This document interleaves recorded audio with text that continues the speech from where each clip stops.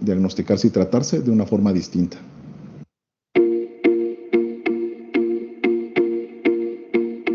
Para su mejor estudio podemos dividirlos en 5. Quistes simples son muy comunes, afortunadamente. Son quistes que no generan ningún problema, no salen precisamente en el riñón, sino en la cápsula que cubre el riñón. No lastiman, no van a causar una insuficiencia renal ni se van a hacer malos. Estos quistes en la gran mayoría de veces no requieren ningún tratamiento. Quistes infecciosos son ocasionados por microorganismos que lastiman nuestro riñón, por ejemplo, bacterias, hongos o parásitos. Una forma que se conocen, por ejemplo, también son en forma de abscesos.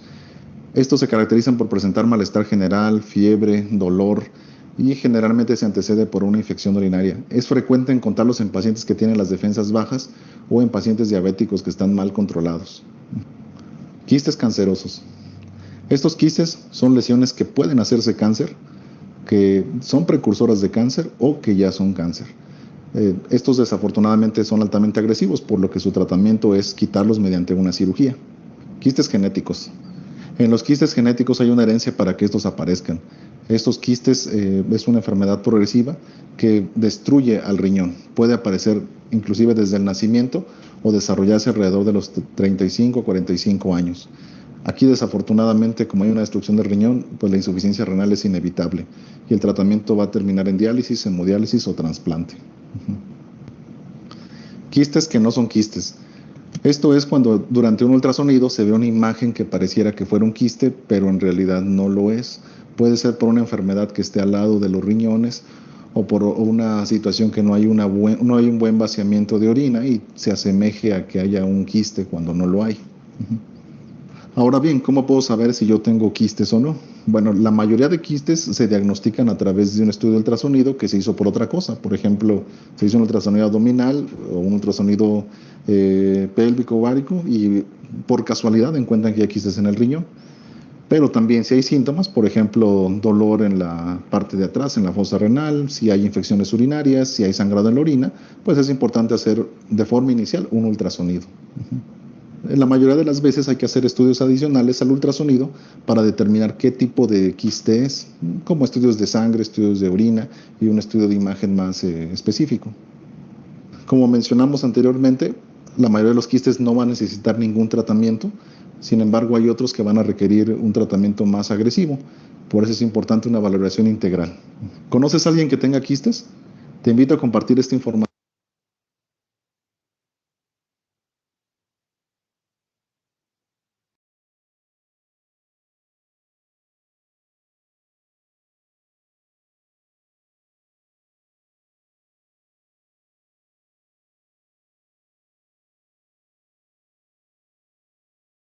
Ok, luego de haber visto esta variedad de quistes, la idea nos queda un poquito más clara en que cuando en una ecografía diga un quiste renal, obviamente vamos a pensar, ¿no?, que puede ser ese quiste de la cápsula, que es benigno, simplemente observamos. Un quiste infeccioso, que hay que ver dentro del contexto, si hay fiebre, dolor lumbar, puño de percusión positivo, etcétera, que puede ser derivado de alguna infección, generalmente pacientes diabéticos e inmunosuprimidos. El quiste canceroso o posible canceroso o que ya es canceroso. Este quiste ha tenido un crecimiento, generalmente tiene dolor, hay un poco de crecimiento y se complementa pues con una tomografía con contraste, ¿correcto? Y el que nos va a ocupar hoy día es el quiste genético, ¿no? Es la enfermedad poliquística. Es decir, no solamente visualizar un solo quiste, sino tienen varios quistes en uno o más riñones. Se va a dar estas circunstancias. Eh, Vamos viendo la siguiente. Y entonces cuando ya hablamos de enfermedad poliquística, salvando el espacio de solamente quiste renal, esto es diferente, porque en la enfermedad poliquística generalmente tiende a ser genética. Y como dijeron en el video, puede aparecer su presentación clínica con hematuria, con dolor o alguna imagen por casualidad, por evaluar otros órganos, sale esta parte de los quistes, puede aparecer a menor edad, a mediana edad o a gran edad. Promedio de edad entre 35 y 40 años de presentación. Pero eso no queda que pues a los 30 o menos, a los 20, a los 15 se podría presentar. ¿ok? Hablamos de enfermedad poliquística renal. Y esta enfermedad poliquística no solamente va a presentar quistes en los riñones, sino también va a presentar, al hacer una herencia dominante, ¿no? Va a tener dos tipos de presentaciones, la forma poliquística dominante y la forma poliquística recesiva, ¿no? Va a ser dos tipos de presentación. Estos quistes sí, como se dice, atacan o consumen o destruyen al riñón. Por lo tanto, si destruyen parénquima, vamos a tener déficit de nefronas y finalmente vamos a llegar a una enfermedad renal crónica pues avanzada o estadio 5 y que va a requerir terapia de reemplazo renal, ya sea diálisis o ya sea trasplante renal. ¿Ok? Entonces eso hay que tenerlo más o menos claro. La enfermedad poliquística autosómica dominante en realidad es una hereditaria y que está involucrado dos genes, el PKD1 y el PKD2. ¿Sí? El PKD1 es el más frecuente con ubicación cromosoma 16, el brazo largo 13 en el locus 3 es el más frecuente. ¿Qué viene en los exámenes? El PKD1, ¿no? Enfermedad más frecuente hereditaria del PKD1. Estos pueden aparecer con quistes no solamente en la corteza, sino también en la médula. ¿Ok? Y la enfermedad poliquística autosómica recesiva, obviamente es menos frecuente. Está a veces asociado a la poliquistosis de la hemodiálisis, a las fibrocistinas, ¿no? Y son quistes que aparecen aquí en los túbulos. La diferencia en el recesivo es que aparecen los túbulos distales y colectores y en la autosómica dominante pues aparece prácticamente en la corteza y en la médula, ¿no? Está apareciendo en la corteza y en la médula. Ahí hay unas diferencias importantes. Asimismo, cuando empezamos a ver esta formación de los quistes, en realidad y estos quistes se dan desde el útero, porque es una normalidad, ¿no? En la formación del quiste autosómico dominante que se va a producir ya sea en la corteza o en la médula. Entonces, ¿qué sucede? Hay una mala diferenciación epitelial, hay una proliferación que no se regula el ciclo de este crecimiento y genera una apoptosis. Obviamente toda célula tiene una polaridad y aquí hay una alteración en la polaridad. Hay de hecho, una desorganización en la matriz. Hay una excesiva secreción de líquido. Y esos los quistes que tienen un contenido a veces de líquido hemorrágico o de un líquido transparente o de un líquido que pudo haberse infectado. Y eso es a veces una de las complicaciones que se tiene a este nivel. Por otro lado, ahí aparece pues la parte genética del autosómico dominante con el PKD1. No tenemos los estudios genéticos en Perú a la mano, pero sí la clínica, de tener varios quistes, de tener herencia, ¿no? Por eso dicen, entonces habría familia con quistes o enfermedad poliquística, realmente son poliquísticos, y que van apareciendo no solamente en riñón, sino también en otros órganos de la economía, como veremos más adelante. Semiológicamente, ¿cómo presentamos un poliquístico? O sea, no un quiste, un poliquístico. Hay dolor en el abdomen, en el flanco o en la izquierda, ¿no? Por el volumen de estos quistes que van en aumento.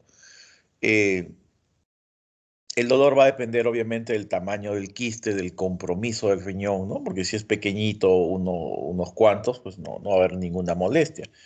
Y como ven, esto es una enfermedad que dura años de progresión, porque va causando molestias a lo que es el parénquima renal. Hay sangrados que puede producirse dentro del quiste y en algún momento nosotros poder visualizar una hematuria macroscópica o microscópica, ¿no? Y entonces a partir de el estudio de la hematuria, uno de los pasos es tomar una ecografía y a partir de ahí uno puede darse con esta sorpresa de tener esta posibilidad. Tenemos las itus que se asocian mucho a los quistes, como la pielonefritis, las infecciones de los quistes, abscesos perinéfricos, y también está asociado a la nefrolitiasis y los famosos cólicos renales que se presentan en la nefrolitiasis. Un segundo, por favor.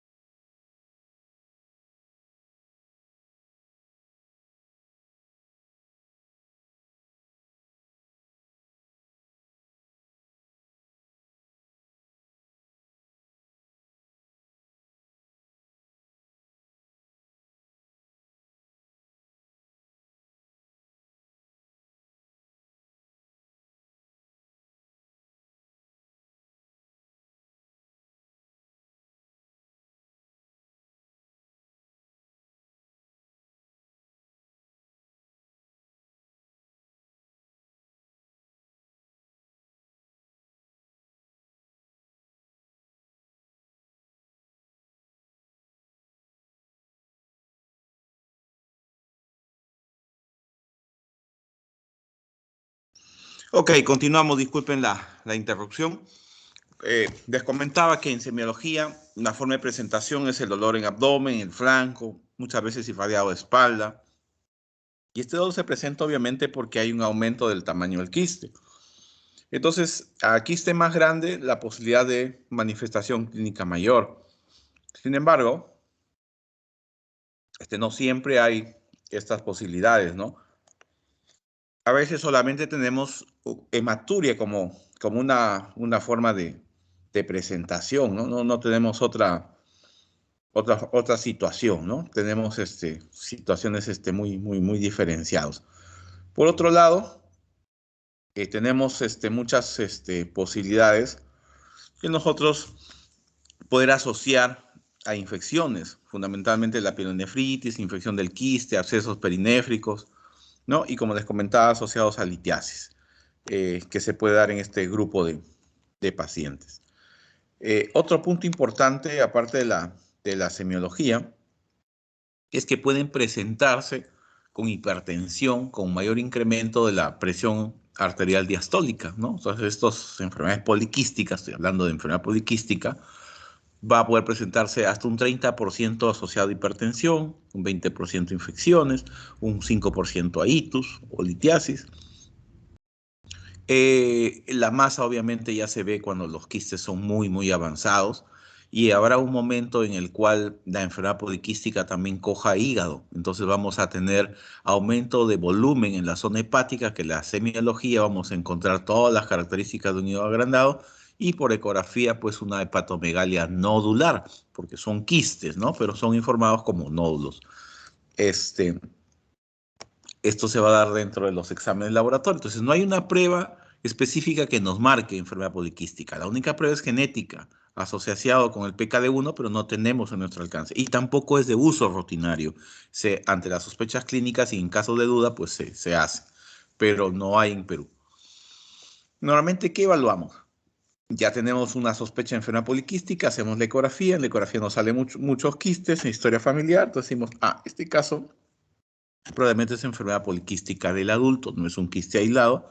Y paso seguido vemos que deberíamos evaluar la función renal para ver si hay compromiso o deterioro de la función renal. Y dentro de esas pruebas son las mismas, ¿no? Su creatinina, su urea, su examen de orina, la tasa de filtración glomerular. Fundamentalmente, ¿para qué? Para ver función.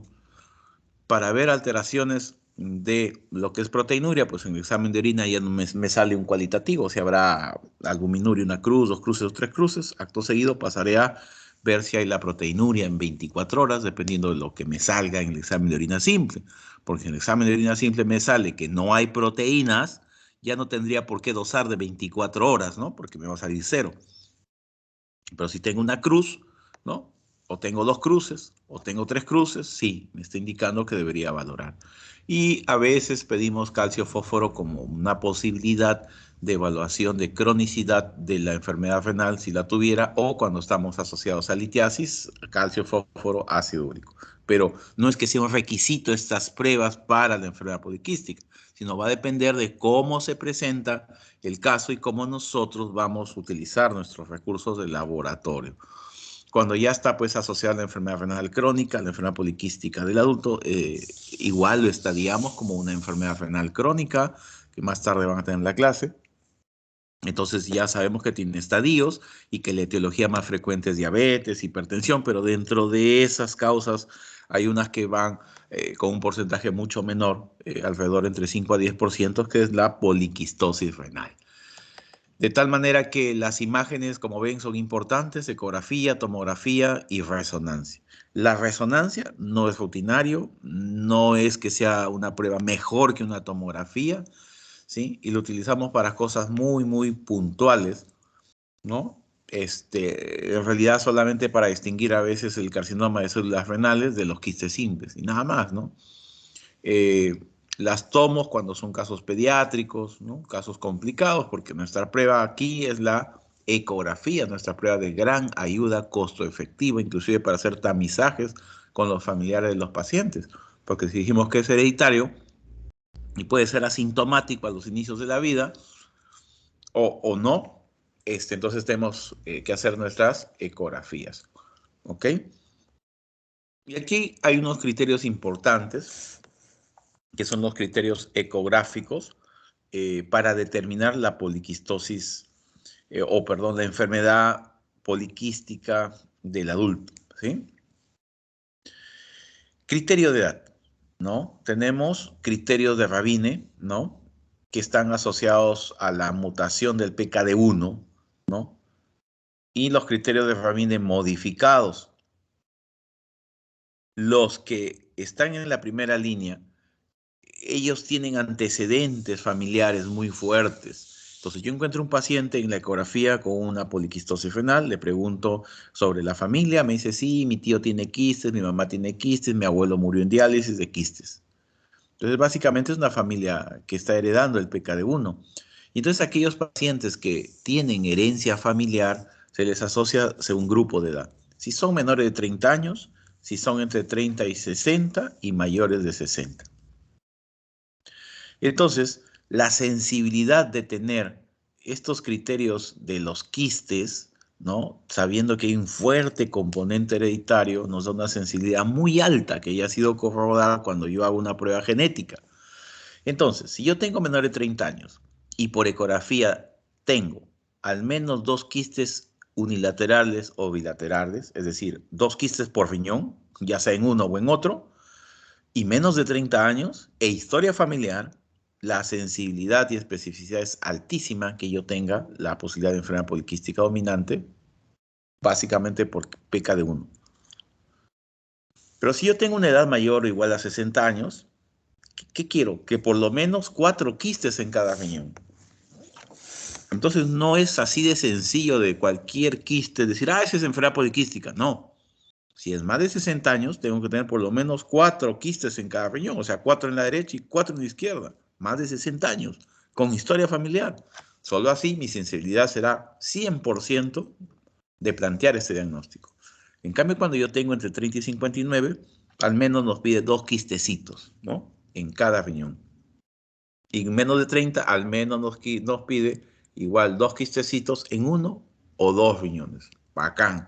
Menos de 30, de 30 a 60, más de 60. Al menos 2 quistes en uno o los dos, luego 2 quistes en cada riñón y luego 4 quistes en cada riñón. De ese modo, clínicamente yo puedo acercarme mucho al diagnóstico, dado que no tengo la PKD1, y cuando ya se ha visto que se ha hecho las pruebas de PKD1, las sensibilidades son altas. ¿Ok?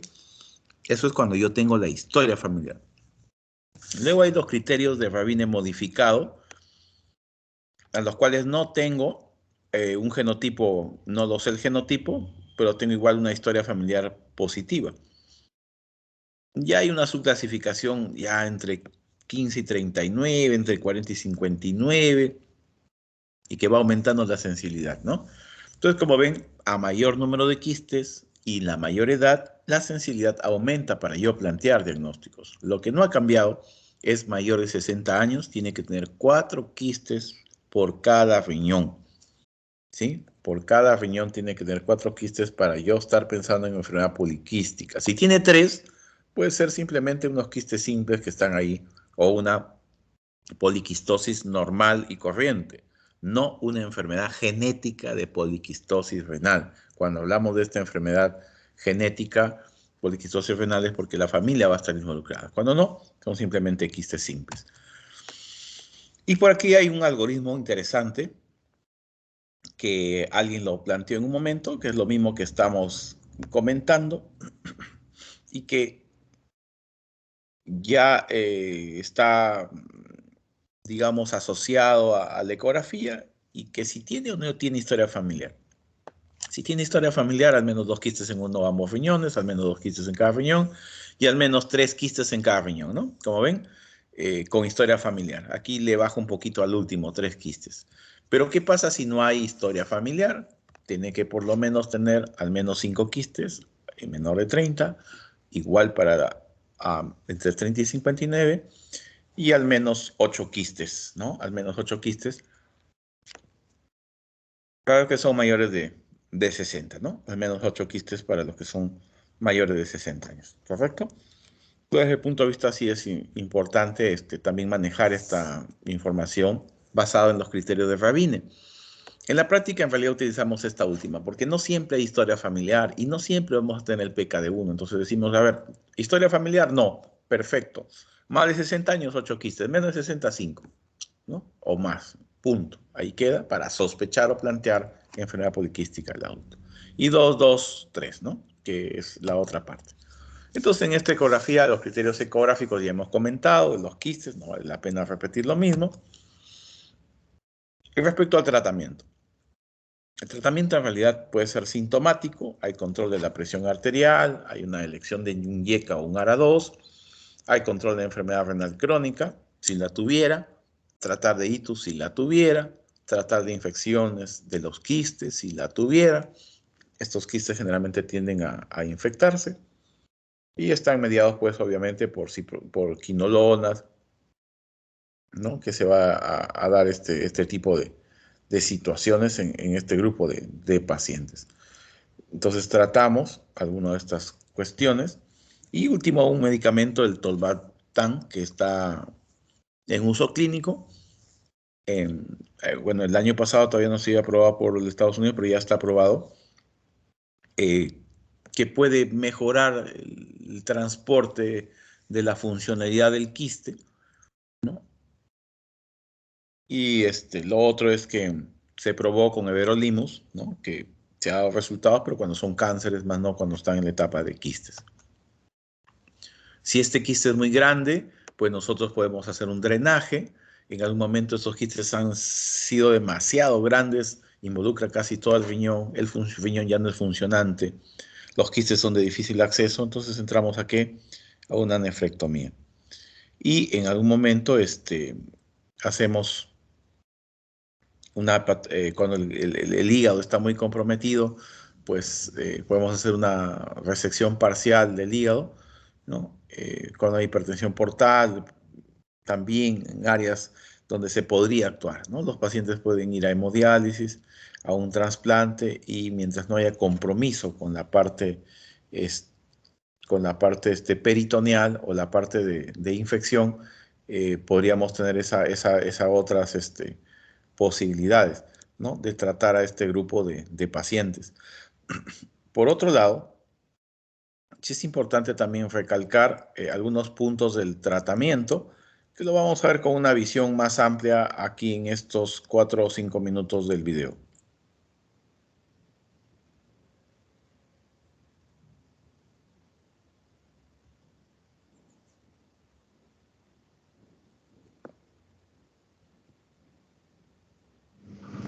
Por las características del proceso, el tratamiento es fundamentalmente sintomático, atendiendo a las complicaciones que pueden surgir a lo largo de la evolución de la enfermedad. ¿Se logra escuchar? Como medidas generales específicas de la enfermedad, se recomienda evitar violentos, como judo, karate, equitación. También es preferible utilizar tirantes que cinturones para evitar el trauma físico abdominal. También hay que evitar los excitantes, teína, cafeína, cola. Y se recomienda mantener una ingesta líquida abundante, suficiente para producir una cantidad diaria de orina de entre 2 y 3 litros mínimo.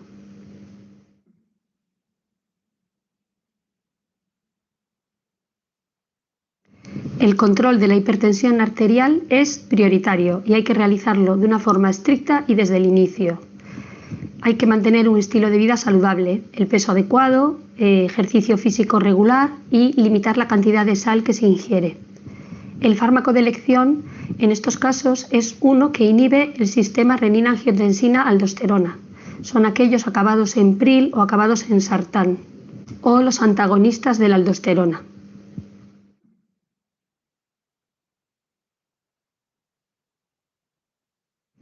Se debe evaluar el riesgo cardiovascular global, que está aumentado, y tratar de minimizarlo. En este sentido, se recomiendan las medidas habituales que ya se dirigen a la población general y con especial hincapié en dejar de fumar.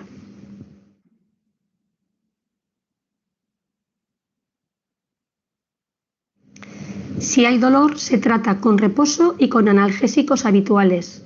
Hay que intentar evitar el consumo de antiinflamatorios no esteroideos, que podrían agravar la hipertensión arterial o la insuficiencia renal si estuvieran presentes.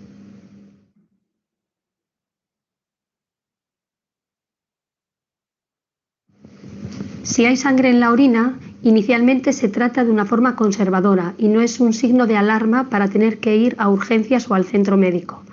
Hay que hacer reposo en cama, analgésicos y aún una hidratación mayor de la habitual para evitar que las células de la sangre obstruyan los túbulos renales.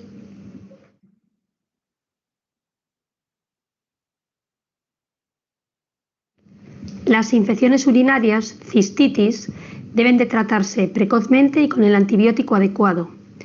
Las mujeres son más propensas a ellas al tener la uretra más corta.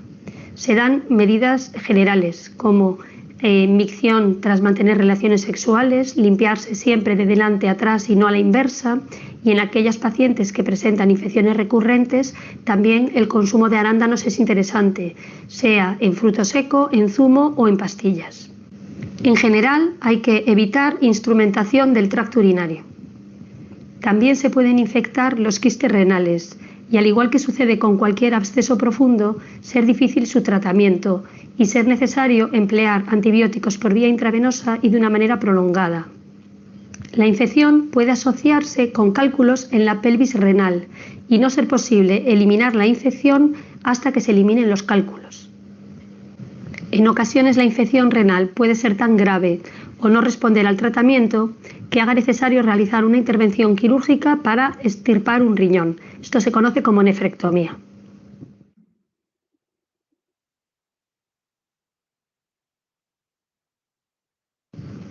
En los pacientes con cálculos, litiasis renal, hay que hacer un estudio metabólico dirigido a conocer la causa para tratarla.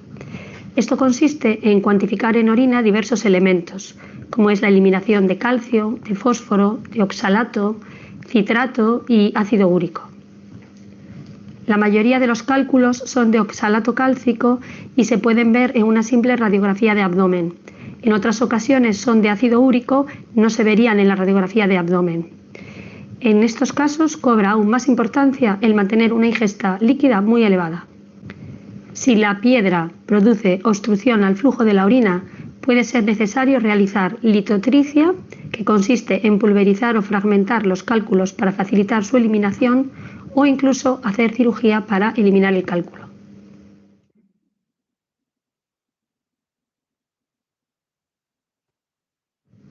Con todo, la complicación más significativa es el desarrollo de una insuficiencia renal crónica progresiva. La función renal puede ser normal durante muchos años, a pesar del crecimiento imparable de los quistes, tanto en número como en tamaño, y a pesar de que surjan complicaciones como las comentadas antes, infecciones, cálculos e hipertensión arterial. Pero una vez establecido el deterioro de la función renal, por ligero que éste sea, conducirá a estos pacientes en el transcurso de los años a una situación de enfermedad renal terminal que hace necesario sustituir esa función mediante la diálisis o mediante el trasplante. Por ello es muy importante evitar y si no tratar todos aquellos procesos que pueden acelerar este deterioro progresivo de la función renal, como el control de la tensión arterial, de las infecciones, evitar la obstrucción, etc. También es importante proporcionar consejos generales en caso de insuficiencia renal crónica. Esto hace referencia al uso de determinados analgésicos de uso común, como son los antiinflamatorios no esteroideos, que deben evitarse. También hay que ajustar la dosis de los antibióticos y es importante evitar el uso de contrastes en la medida de lo posible. El avance del grado de insuficiencia renal hará necesario ir incorporando nuevos fármacos, como son suplementos de vitamina D, quelantes del fósforo, bicarbonato, diuréticos para combatir la retención hidrosalina, protectores gástricos, y también el ir facilitando consejo dietético, en el sentido de limitar la cantidad de proteínas, de fósforo y de potasio que se ingiere en la dieta.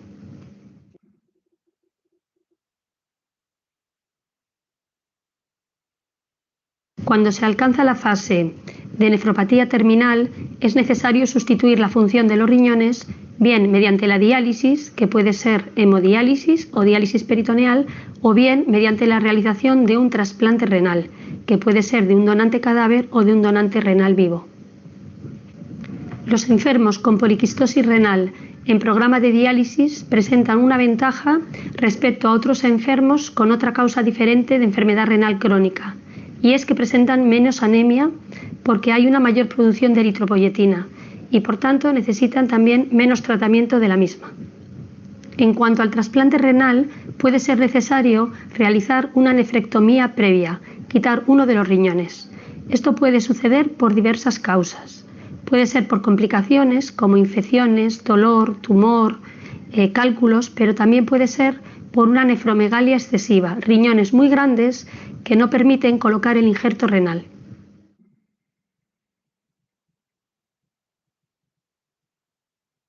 En cuanto a las complicaciones extrarrenales, el tratamiento va a ser el propio de cada entidad. En el caso de los aneurismas cerebrales, por ejemplo, si estos son pequeños y asintomáticos, el tratamiento es conservador y se hace un seguimiento estrecho. Si por el contrario producen síntomas o bien son superiores a 1 centímetro, debe considerarse el realizar una intervención quirúrgica. Así, en ese sentido, el tratamiento de la diverticulitis o de las hernias inguinales o de anomalías de las válvulas cardíacas pues serán los propios de cada uno de ellos.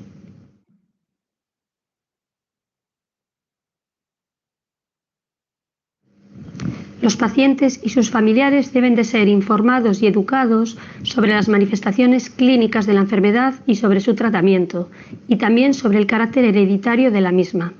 Todos los familiares de primer grado deben de ser estudiados, especialmente si tienen síntomas y especialmente también si desempeñan profesiones de riesgo para la población, como piloto de avión o maquinista de tren. Como es una enfermedad hereditaria, es importante proporcionar consejo genético. Si uno de los miembros de la pareja la padece, lo más frecuente es que la mitad de sus descendientes hereden la enfermedad, aunque podría darse que la heredasen todos o que no la heredase ninguno. Aquellos miembros de familias afectadas que no heredaron la alteración genética no van a desarrollar la enfermedad y tampoco van a transmitirla a sus descendientes. Se debe informar sobre los recursos existentes para ejercer una paternidad responsable y tener hijos sanos. Empleo de métodos anticonceptivos, adopción de hijos o técnicas de fertilización in vitro, con semen de donante si el afectado es el padre, con donante de óvulos si la afectada es la madre, o si se quieren utilizar los espermatozoides y los óvulos de ambos progenitores, habría que realizar técnicas de diagnóstico preimplantacional.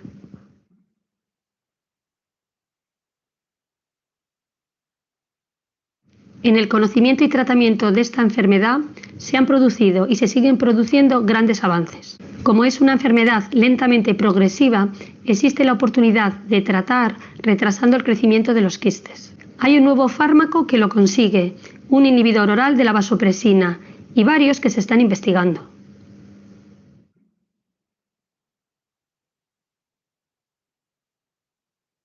Ok, entonces como ven, dentro del tratamiento hay algunas posibilidades importantes que uno tiene que tener también en cuenta dentro de este grupo de pacientes, que son pocos, pero los hay y tenemos que tomar decisiones. Entonces, un quiste renal simple, ya veo en un paciente que viene con una ecografía, es simplemente si no hay dolor, si no hay hematuria, si no hay historia familiar, observar. Se recomienda que un quiste simple en los mayores de 50 años deberíamos tener una ecografía cada 2 a 3 años para observar qué cosa, tamaño, forma, igual que un lunar. Si este tamaño crece más del 50%, se debe pasar a una tomografía y ver la posibilidad de que ese quiste, que aparentemente era un quiste simple, podría ser un quiste de tipo canceroso. Si es un paciente que nos ingresa en el contexto de fiebre, puño percusión lumbar, antecedente ito, litiasis, puede ser un quiste infeccioso, un quiste complicado, ¿sí? Y empezamos pues a ver el contexto y tratamiento antibiótico si corresponde. Y ese tercer quiste, que generalmente tiene historia familiar, hematuria, hipertensión, quistes hepáticos. Aquí hay mucha asociación entre el quiste hepático, el quiste renal y los aneurismas cerebrales. Y eso hay que recordar que es importante también tener en cuenta. Ok. No sé si hay alguna pregunta, alguna cuestión a considerar. Sino para dejarlos para que hagan sus breaks respectivos y se preparen para sus siguientes clases que creo que las van a tener seguidas. Ok, voy a bajar rápidamente el tema. Voy a Sí, pedirle a sí, mis compañeros que por favor prendan sus cámaras. ya. Chicos, por favor, prendan sus cámaras, por favor, para la foto respectiva y la evidencia, sobre todo, ¿no? Que nos están pidiendo. Voy a bajar mi asistencia. ¿Dónde estamos? La asistencia. A ver, faltan todavía varios. Acá veo, están faltando varios.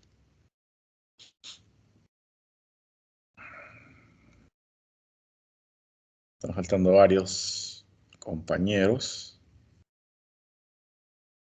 Ahí está, creo.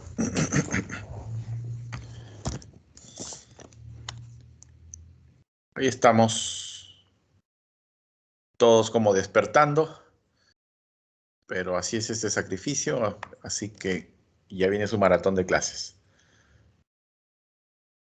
¿Listo? ¿Están todos? ¿Faltan todavía? Creo que faltan unos cuantos de cámara, pero por lo menos ya tienen algo más. Nos avisas a la hora que ya cortan ellos para que puedan estar tranquilos.